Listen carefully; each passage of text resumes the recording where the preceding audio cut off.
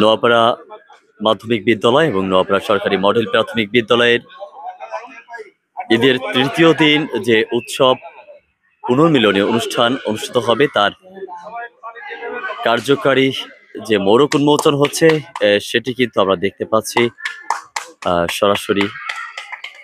এই মুহূর্তে কিন্তু নোয়াপাড়া মাধ্যমিক বিদ্যালয় করতালের মধ্য দিয়ে মুখরিত পরিবেশ সৃষ্টি হয়েছে এবং এই উৎসব কমিটির সভাপতি তিনি কিন্তু এই মোড়ক উন্মোচন করছেন।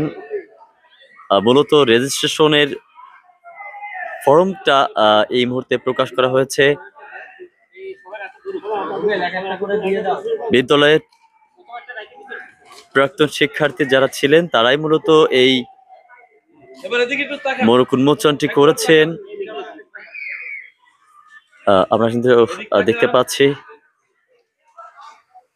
বিদ্যালয়ের কৃতি শিক্ষার্থীরা মূলত প্রাক্তন শিক্ষার্থীরা এই মোড়ক উন্মোচন করলেন। সেটি কিন্তু আপনাদেরকে আমি এই মুহূর্তে দেখালাম নোয়াপাড়া মাধ্যমিক বিদ্যালয় থেকে। এবং